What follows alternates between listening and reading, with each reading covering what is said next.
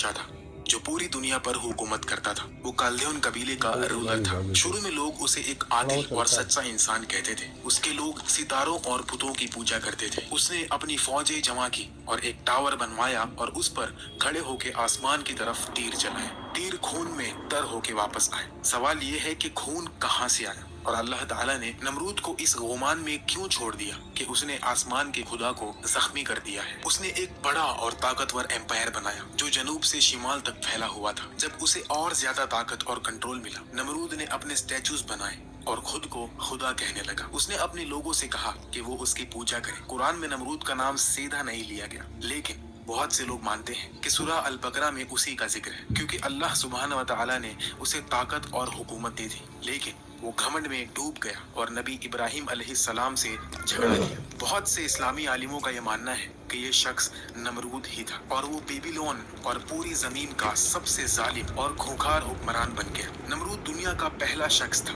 जिसने कहा कि मैं खुदा हूँ। इस जालिम शख्स ने बेबीलोन शहर बनाया और लोगों को तकलीफ देना शुरू किया। तारीखी मनबा कहते हैं कि नमरूद नूह अलैहिस्सलाम के फर्जंद हाम की नस्ल से था। वो हाम का नवासा और कुश का बेटा था। माना जाता है कि हाम के खानदान से आने वाले लोग तारीख के शुरू में सबसे ज्यादा जंगजू और सख्त हुक्मरान थे। उन्होंने इंसानी तकदीर पर काबू पाने की कोशिश की और बड़े बड़े किंगडम्स बनाए। कोई कहते हैं कि उन्होंने मिस्र, लीबिया, अरेबिया और हिंदुस्तान जैसे मुल्कों की बुनियाद भी रखी। नमरूद तारीख में एक बहुत ताकतवर शख्स था और दुनिया का पहला और सबसे बड़ा बादशाह कहलाया। उसने अनातोलिया के जनूबी हिस्से, जो कि मेसोपोटामिया का शिमाली इलाका है, वहां तक फौज कशी की और बहुत से मुल्कों को हरा दिया। मनबा कहते हैं कि उसने नबी इब्राहिम अलैहिस्सलाम को आग में डाला और लोगों को अल्लाह के खिलाफ बगावत पर उभारा। पुराने अहदनामे में नमरूद को एक चालाक नजूमी, बुत परस्त, शहर बनाने वाला और जालिम हुक्मरान कहा गया, जिसने मासूम बच्चों को कत्ल किया और जंगली जानवरों पर काबू रखा। ये भी कहा जाता है कि उसके समाज में उसे और उसकी बीवी को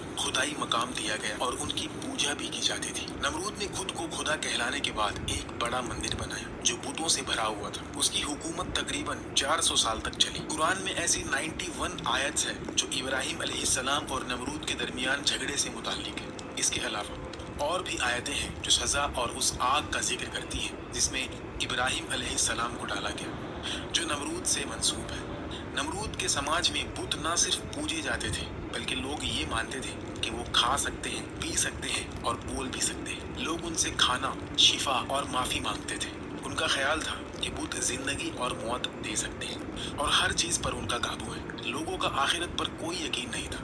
बुतों के साथ साथ वो सितारों और सैयारों की भी पूजा करते थे और सूरज को सबसे ताकतवर मानते थे। लोग बहुत से बुत रखते थे, उनकी हिफाजत करते और ये साबित करने की कोशिश करते कि ये बुत सबसे बेहतर है। मंदिर जहाँ बुत रखे जाते थे, वहाँ लोगों के मामलात का फैसला भी होता था। जो कोई उनके अकीदों या रिवायतों को ना मानता, उसे सजा दी जाती थी, कभी पत्थर मारकर, कभी जिला वतन करके या कभी आग में फेंककर। ये समाज दूसरों के अकीदों को सीरियस नहीं लेता था, बल्कि उन्हें खतरनाक समझता था।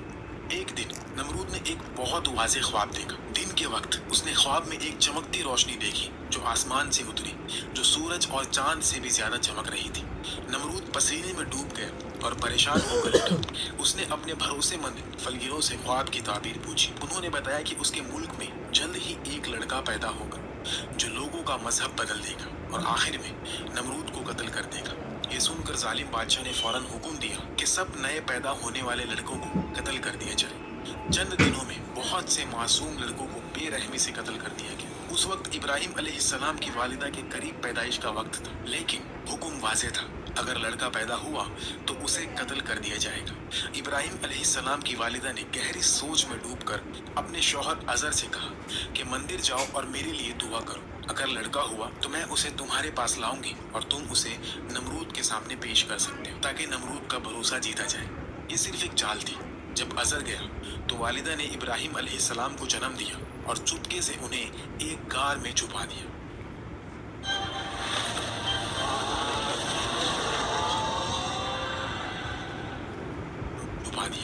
जब अजर वापस आए तो उन्होंने कहा कि बच्चा मरा पैदा हुआ। जब भी अजर घर से बाहर होते, वालिदा गार जाती और देखती कि इब्राहिम अलैहिस्सलाम अपनी उंगलियों से दूध और शहद पी रहे थे जो जिब्राइल अलैहिस्सलाम उनके लिए बना रहे थे। इब्राहिम अलैहिस्सलाम ने अपना बचपन गार में गुजारा।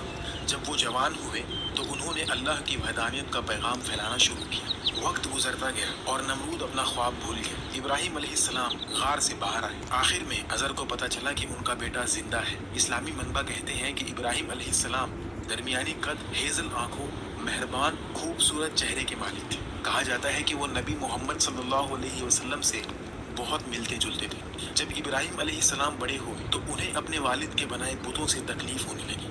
अजर मानते थे कि ये बुत खुदा है, लेकिन इब्राहिम अलैहिस्सलाम ने शुरू से ही इस सोच को रद्द किया। एक रात इब्राहिम अलैहिस्सलाम को नींद ना आई तो वो घर से बाहर निकलकर उस पहाड़ पर गए जहाँ वो अक्सर जाते थे, बिल्कुल नबी मोहम्मद सल्लल्लाहु अलैहि वसल्लम की तरह, जो रात को गार में रहते थे। उस रात आसमान बिल्कुल साफ था। इब्राहिम अलैहिस्सलाम ने सितारों और सैयारों को देखा जिनकी लोग पूजा करते थे, और इससे वो बहुत उदास हुए। सुबह होने पर वो अपने वालिद से कहने के लिए तैयार थे कि वो इन चीजों की पूजा करने वालों के बारे में क्या सोचते हैं। कुरान में अल्लाह बताते हैं, और वो वक्त भी याद करने के लायक है जब इब्राहिम ने अपने बाप आजर से कहा था, तुम क्या बुतों को माबूद बनाते हो? मैं देखता हूँ कि तुम और तुम्हारी कौम खुली गुमराही में हो। इस गुफ्तगू के बाद इब्राहिम अलैहिस्सलाम ने अपनी कौम से बहस शुरू की। उनकी कौम चांद, ज़ोहरा, सूरज और 7 दूसरे सैयारों की पूजा करती थी। उन्हें समझाने के लिए इब्राहिम अलैहिस्सलाम ने वाज़ेह और मकूल दलाइल दी। कुरान में एक मिसाल यूं बयान की गई, यानी जब रात ने उनको पर्दाए तारीकी से ढांप लिया तो आसमान में एक सितारा नजर पड़ा। कहने लगे ये मेरा परवरदिगार है। जब वो गायब हो गया तो कहने लगे कि मुझे गायब हो जाने वाले तो पसंद नहीं। फिर जब चांद को देखा कि चमक रहा है तो कहने लगे ये मेरा परवरदिगार है। लेकिन जब वो भी छुप गया तो बोल उठे कि अगर मेरा परवरदिगार मुझे सीधा रास्ता नहीं दिखाएगा तो मैं उन लोगों में हो जाऊंगा जो भटक रहे हैं।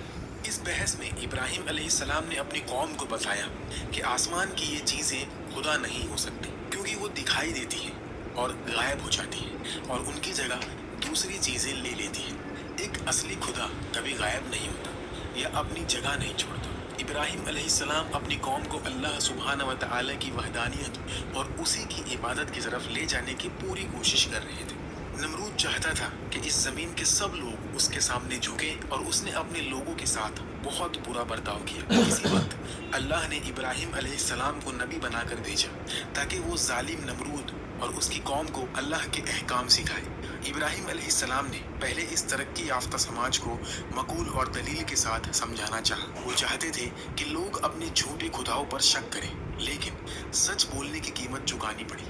सच बोलना हमेशा मुश्किल रहा है। उनके सच्चे अल्फाज की वजह से लोगों ने उनके लिए अपने दरवाजे बंद कर दिए और उन्हें गद्दार कहा। ये जवान शख्स जो बेजान बुतों की पूजा पर सवाल उठाते थे, जो ना देख सकते थे ना सुन सकते थे, उनका पहला सामना अपने वालिद के गुस्से से हुआ। अजर ने उन्हें कत्ल करने की धमकी दी। जवाब में इब्राहिम अलैहिस्सलाम ने सब्र और इज्जत से कहा कि वो अपने वालिद के लिए माफ़ी की दुआ करेंगे और बुत परस्ती से दूर रहेंगे। वो नहीं चाहते थे कि उनके वालिद हमेशा के लिए आग में जले। आखिर में अल्लाह के यकीन के साथ इब्राहिम अलैहिस्सलाम को अपने वालिद का घर छोड़ना पड़ा। जब इब्राहिम अलैहिस्सलाम ने अपने वालिद का घर छोड़ा और अकेले हो गए, तब भी उन्होंने अपनी कौम को चेतावनी देना नहीं छोड़ा। वो उन्हें अल्लाह की खूबसूरती, ताकत, हिकमत और वहदानियत के बारे में समझाना चाहते थे, लेकिन लोग बुतों की पूजा करते रहे। इब्राहिम अलैहिस्सलाम ने हार नहीं मानी और एक खास प्लान बनाया। काल्दियन कबीला साल में एक बार एक त्योहार के लिए शहर छोड़कर जाता था। इब्राहिम अलैहिस्सलाम ने इस बड़े इवेंट का इंतजार किया ताकि वो मंदिर जा सके बिना किसी के देखे। मंदिर में सोने, तांबे और लकड़ी के बुत थे। जब गलियां खाली हो गई, इब्राहिम अलैहिस्सलाम एक तेज कुल्हाड़ी लेकर मंदिर में दाखिल हुए। उन्होंने पत्थर और लकड़ी के बुतों और उनके सामने रखे खाने को देखा और बुतों से कहा, क्या तुम अपने सामने रखा खाना नहीं खाते? तुम्हें क्या हुआ कि तुम बोलते नहीं? बिना किसी डर के उन्होंने कुल्हाड़ी उठाई और झूठे खुदाओं को तोड़ना शुरू किया जो उनकी कौम पूजती थी। उन्होंने सबको तोड़ दिया सिवाय सबसे बड़े बुत के, और कुल्हाड़ी उसके गले में लटका दी। जब लोग त्योहार से शाम को वापस आए तो वो अपने खुदाओं के टुकड़े मंदिर में बिखरे देखकर हैरान रह गए। उन्होंने सोचना शुरू किया कि ये किसने किया। आखिर में उन्हें इब्राहिम अलैहिस्सलाम पर शक हुआ, जो हमेशा अल्लाह की इबादत का बुलावा देते थे। वो उनके पास गए और पूछा, क्या ये तुमने किया? इब्राहिम अलैहिस्सलाम ने जवाब दिया, शायद बड़ा बुत नहीं चाहता था कि कोई दूसरों की पूजा करे। शायद उसे गुस्सा आया और उसने कुल्हाड़ी से उन्हें तोड़ दिया। तुम खुद उससे पूछ सकते हो शायद वो तुम्हें बताए कि क्या हो। बुत परस्तों ने कहा, मगर बुत तो बोल नहीं सकते। इब्राहिम अलैहिस्सलाम ने कहा, अगर वो बोल भी नहीं सकते और अपनी हिफाजत नहीं कर सकते तो वो तुम्हारी हिफाजत कैसे करेंगे? क्या तुम अब भी नहीं समझते? नबी इब्राहिम अलैहिस्सलाम ने वाज़ेह और मक़बूल दलाइल से उन्हें हरा दिया। यहाँ तक कि कौम के रहनुमा और दीनी आलिमों के पास कोई जवाब नहीं था, लेकिन उनके घमंड ने उन्हें गलती कबूल करने से रोका। इसके बजाय उन्होंने अपनी ताकत का इस्तेमाल किया और इब्राहिम अलैहिस्सलाम को गिरफ्तार कर लिया, उन्हें जंजीरों में बांधा और नमरूद के वापस आने का इंतजार किया। जब वो वापस आया तो रहनुमाओं ने उसे एक जवान शख्स इब्राहिम अलैहिस्सलाम के बारे में बताया, जिसने बुत परस्ती से इनकार किया और उनके खुदाओं को तोड़ दिया। नमरूद ने इब्राहिम अलैहिस्सलाम को बुलाया और पहले उन्हें समझाना चाहा, लेकिन जब वो नाकाम रहा तो बहुत गुस्से में आ गया। कुरान उनकी मुलाकात और बहस के बारे में बताता है, भला तुमने उस शख्स को नहीं देखा जो उस गुरूर के सबब से कि अल्लाह ने उसको सल्तनत बख्शी थी, इब्राहिम से अपने परवरदिगार के बारे में झगड़ने लगा। जब इब्राहिम ने कहा मेरा परवरदिगार तो वो है जो जिंदगी देता है और मौत देता है, वो बोला कि जिंदगी और मौत तो मैं भी दे सकता हूँ। इब्राहिम ने कहा कि अल्लाह तो सूरज को मशरिक से निकालता है, आप उसे मगरिब से निकाल दीजिए। ये सुनकर वो काफिर हक्का बक्का रह गया। The story of Kantara reminds us that true power lives on. Team Country Delight joins Team Kantara in celebrating our roots and traditions with prasadam made with their pure milk. सूरज को मशरिक से निकालता है, आप उसे मगरिब से निकाल दीजिए। ये सुनकर वो काफिर हक्का बक्का रह गया और अल्लाह बेइंसाफों को हिदायत नहीं दिया करता। जब इब्राहिम अलैहिस्सलाम ने कहा मेरा रब जिंदगी और मौत देता है, नमरूद गुस्से में आ गया। उसने अपने मशवरों को बुलाया ताकि इब्राहिम अलैहिस्सलाम के लिए सजा का फैसला किया जाए। एक ने, जिसका नाम हैनून था, कहा इन्हें बड़ी आग में जलाओ। ये तजवीज मंजूर हुई और 1 महीने तक आग के लिए लकड़ी जमा की गई। जहालत और बेवकूफ़ी में लोग इस काम में खुशी खुशी शामिल हुए, कहते हुए कि ये शख्स हमारे खुदाओं के खिलाफ है। लकड़ी का एक पहाड़ जमा किया गया। जब आग जलाई गई तो उसकी लपटें आसमान तक उठी। आग इतनी गर्म थी कि परिंदे उसके करीब भी नहीं उड़ सकते थे। जब सब कुछ तैयार हुआ, लोग आग के गिर्द जमा हुए। इब्राहिम अलैहिस्सलाम को जंजीरों में बांध कर लाया गया। उनके हाथ और पांव बंधे हुए थे, लेकिन वो अल्लाह के दोस्त अल खलील थे। हालांकि वो एक खतरनाक हालात में थे। उनका दिल बिल्कुल सुकून में था, अल्लाह पर पूरा भरोसा और तस्लीम के साथ। उनके दिल में कोई डर या परेशानी नहीं थी। फरिश्तों ने अल्लाह से दुआ की।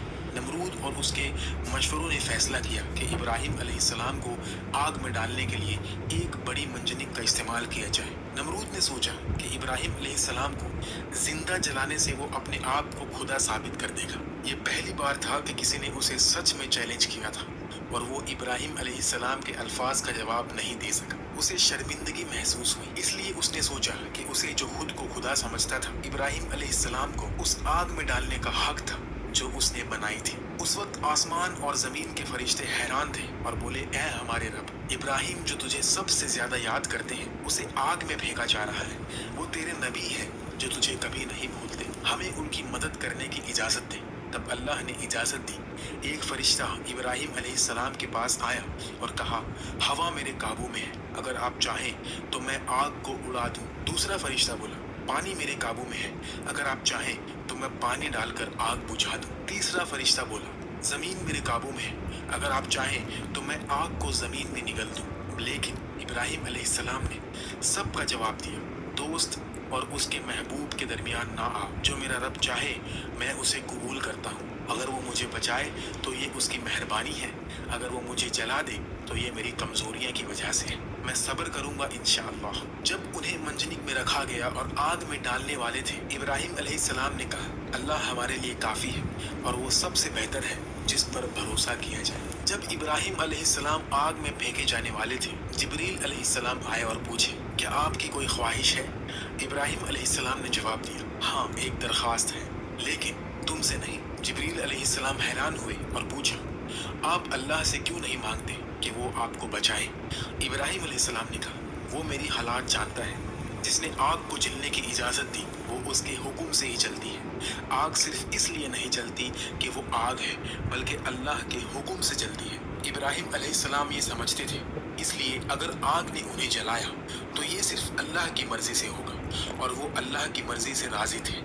अल्लाह के लिए वो आग में जाने को भी तैयार थे। जब वो आग में गिरने वाले थे और चारों तरफ गर्मी महसूस कर रहे थे, अल्लाह ने हुक्म दिया, ऐ आग, इब्राहिम के लिए ठंडी और अमन वाली हो जा। अल्लाह के हुक्म से हालांकि आग जल रही थी, उसने इब्राहिम अलैहिस्सलाम को नुकसान नहीं पहुंचाया। सिर्फ उनकी रस्सी जली जो उन्हें बांधी हुई थी।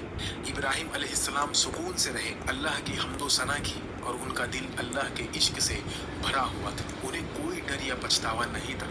जो सच में अल्लाह से प्यार करते हैं, उनके लिए आग पे डर नहीं ला सकते। लोग, रहनुमा और पंडित दूर से बड़ी आग देख रहे थे। आग इतनी गर्म थी कि उनके चेहरे झुलस रहे थे और उनका दम घुट रहा था। लेकिन थोड़ी देर के बाद उन्होंने एक अनोखी चीज देखी।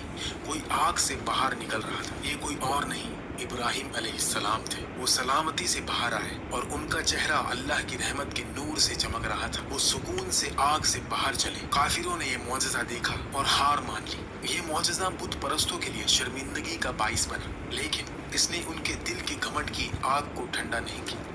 नमरूद ने एक बार अपने लोगों से कहा, अगर आसमान में कोई खुदा है तो मैं उस तक पहुंचकर उसे हरा दूंगा। उसने एक बड़ा टावर बनाने का हुक्म दिया। कोई कहते हैं कि ये टावर कई दिनों या हफ्तों तक बनता रहा। जब वो इसके ऊपर पहुंचा तो उसने अपना तीर कमान लाया और आसमान की तरफ निशाना लगाकर तीर चलाए।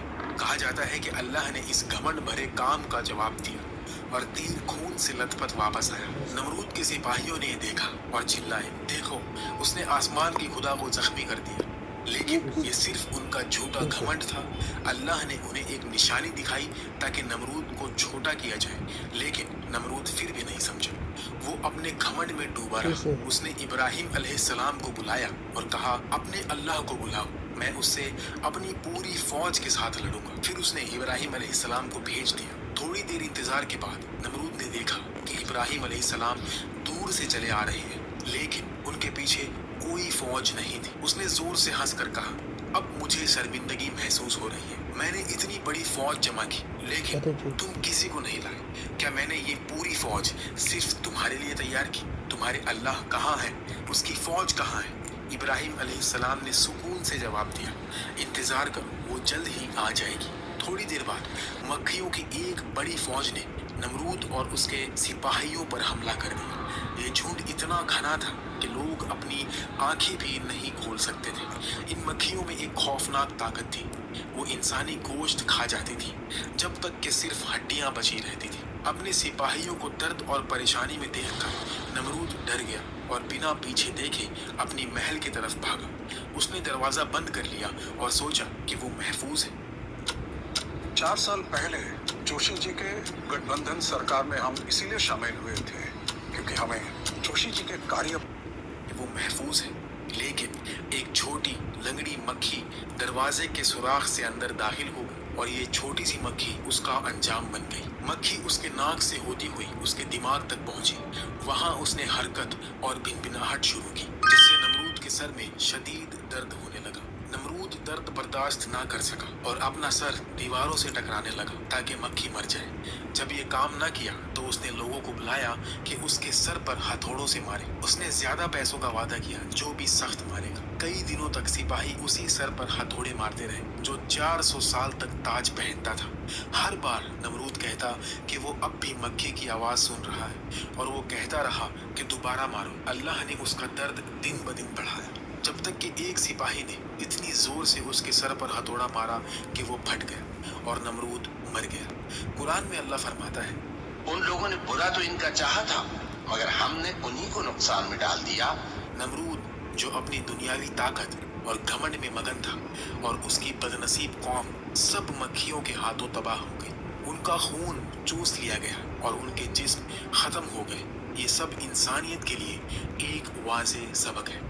नमरूद के टावर बनाने, आसमान में तीर मारने और मक्खियों के हाथों मरने की बातें कुरान या सही हदीस से साबित नहीं। ये कहानियाँ यहूदी, मसीही और कदीम मेसोपोटामियम रिवायतों से ली गई है, जिन्हें कुछ इस्लामी मुफस्सिरीन जैसे इब्ने कसीर और कुर्तुबी ने अपनी तफसीर में शामिल किया। इन्हें सिंबॉलिक सबक के तौर पर देखा जाता है जो घमंड और अल्लाह के खिलाफ बगावत के अंजाम को दिखाती है। कुरान में नमरूद का नाम साफ नहीं लिया गया, लेकिन सूरह अल बकरा में एक शख्स का जिक्र है जो इब्राहिम अलैहिस्सलाम से अल्लाह के बारे में झगड़ा करता है। اور خود کو زندگی اور موت دینے والا کہتا ہے۔ مفسرین اس شخص کو نمرود سے جوڑتے ہیں۔ اس کے علاوہ سورہ الانبیاء میں ابراہیم علیہ السلام کو آگ میں ڈالنے کا واقعہ ہے، جہاں اللہ نے آگ کو ان کے لیے ٹھنڈی اور امن والی کر دی۔ یہ قرآن سے ثابت ہے۔ صحیح حدیث میں بھی ابراہیم علیہ السلام کے آگ کا واقعے کا ذکر ملتا ہے، جیسے صحیح بخاری اور صحیح مسلم میں۔ یہ روایتیں دینی سبق سکھاتی ہیں کہ گھمنڈ کا انجام